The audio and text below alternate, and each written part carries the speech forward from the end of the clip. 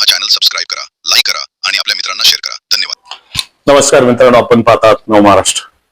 आज आपण कानोर पठार मल्टीस्टेट पतसंस्थेतील सावळा गोंधळ कशा प्रकारे सुरू आहे ते पाहणार आहोत. कारण या पतसंस्थेमध्ये हा जो गडबड घोटाळा झालेला आहे तो कसा झाला, हे सगळं होत असताना कानोर पठार पतसंस्थेच्या धनावर एकमेव नागोबा बसून राहिले. त्यांचं नाव होतं MD अर्थात दिलीप पांडुरंग ठुबे. त्यांनी हुकमी पद्धतीने कानोर पठार पतसंस्था चालवली. त्यांनी आपल्या स्थानिक कार्यकर्त्यांचं जाळं विणलं. पण 25 मे 2021 साली ते दिवंगत झाले आणि फार वेगाने हालचाली झाल्या, ज्या दिलीप ठुबे जाण्याआधीच कटकारस्थानाने शिजल्या होत्या असं वाटण्यास शंका आहे. कारण इतक्या लवकर अशा पद्धतीने अध्यक्ष किंवा इतर निवडी होत नाहीत.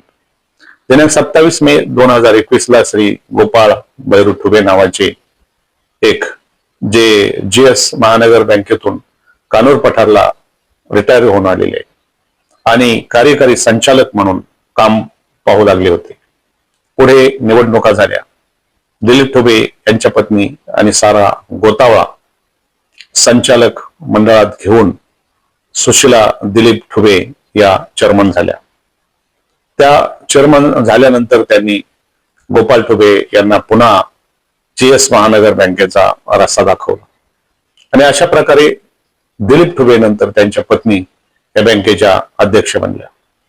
त्यानंतर त्यांनी दुसरी चाल खेळली की त्यांनी आपली स्वतःची मुलगी कुमारी नमिता दिलीपराव ठुबे यांना कार्यकारी संचालक केले. आता हे कार्यकारी संचालक कसे केले, त्यावेळी त्या पात्र होत्या का, याचा मात्र कोणीही तपास केला नाही. कदाचित कानोर पठार पतसंस्थेच्या कार्यकारी संचालकपदी बसण्यासाठी कानोर पठार गावात किंवा तालुक्यात परिसरात तेवढ्या शैक्षणिक पात्रतेचा अनुभवी उमेदवार नसावा, त्यामुळे त्यांना त्या ठिकाणी MD नेमलं असावं असा लोकांचा आवर आहे. चेअरमन मॅडम तेवढ्यावरच थांबल्या नाहीत. त्यांनी कुमारी नमिता ठुबे यांचे नात्याने चुलते असलेले पांडुरंग किसन ठुबे यांना व्हाईस चेअरमन केले. बाकी बहुसंख्य संचालक मंडळ हे नात्या गोत्याचेच. मग काय, कोणीही कोणतंही पद घ्या, त्यात कोणीही त्यांना अडकाठी करणार नव्हतं आणि कोणाची अडचणच त्या ठिकाणी उरली नाही. दिलीपराव ठुबे दिवंगत झाले त्या वर्षाचा ठेवीचा रुपये 404 कोटींचा टप्पा पार केला. पुढील 2 वर्षात ठेवींचा टप्पा रुपये 500 कोटींवर गेला आणि त्यामुळं खरोखर पतसंस्थेची प्रगती होत आहे असा भास झाला.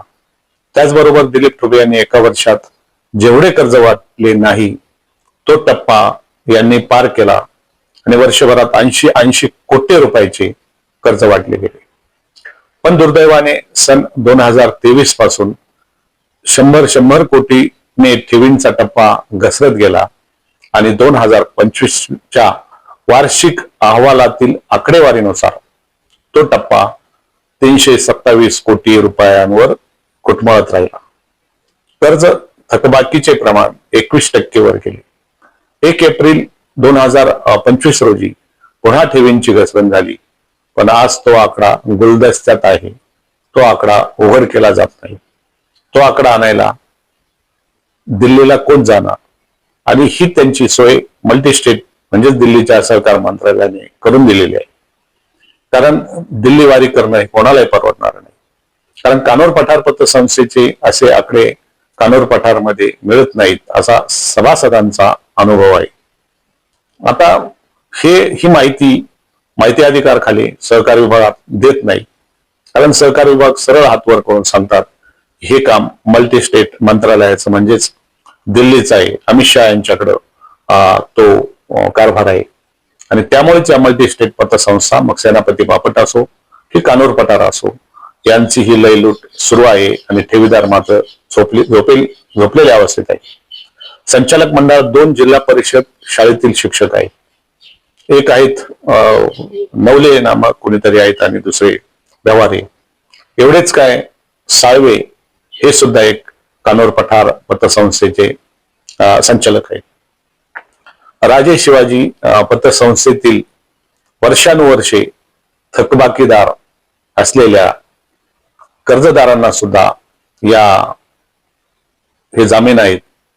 त्यापुढे ते सैनिक सहकारी बँकेचे संचालक सुद्धा आहेत आणि अशा प्रकारे या ठिकाणी हे लोक कारभार करत आहेत आणि त्या पुढे ते आज सैनिक सहकारी बँक प्रकरणात फरार सुद्धा आहेत, अशी ही चर्चा या परिसरामध्ये आहे.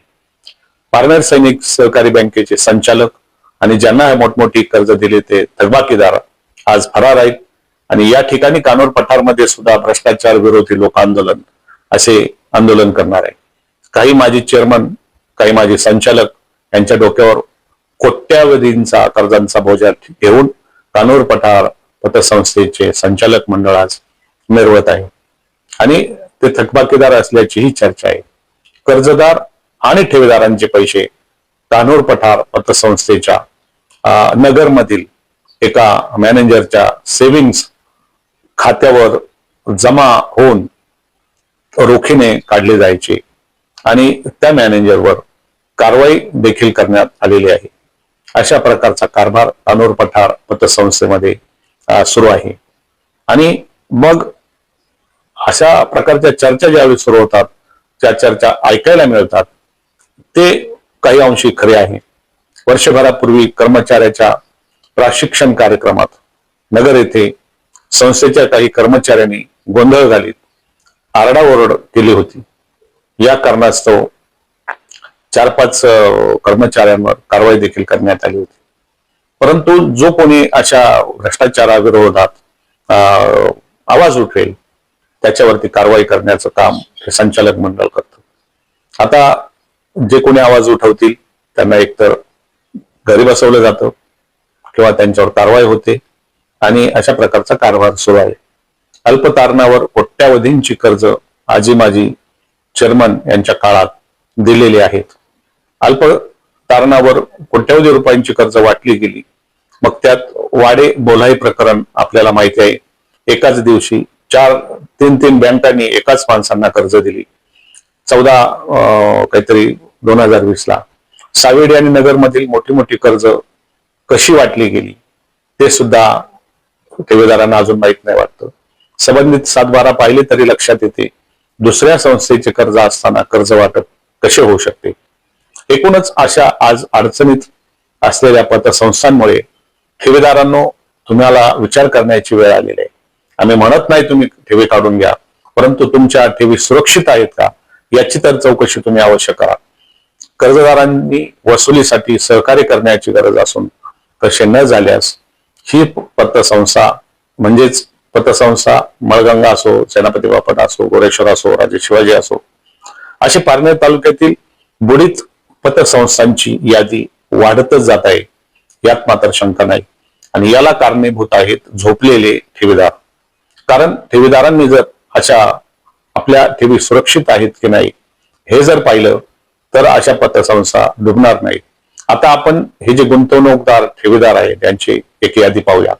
2018-19 ला 130.55 कोटी ठेवी होत्या. 2019-20 ला 130.60 अशा ठेवी होत्या. 2020 ते 21 192.88 लाख अशा ठेवी होत्या.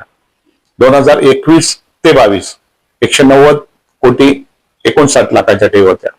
2022-23 ला 193.96 लाखाच्या ठेवी होत्या. तर 2023-24 ला पुन्हा 130.43 लाखावर ठेवी आल्या आणि आता 2024-25 ला 70.69 लाख अशा प्रकारच्या या गुंतवणूक आपण पाहत आहोत. 2022-23च्या तुलनेत जवळपास 123 कोटीने या ठेवी घसरलेल्या आहेत. असे का झालेले आहे मित्रांनो, याचा देखील आपण विचार करावा.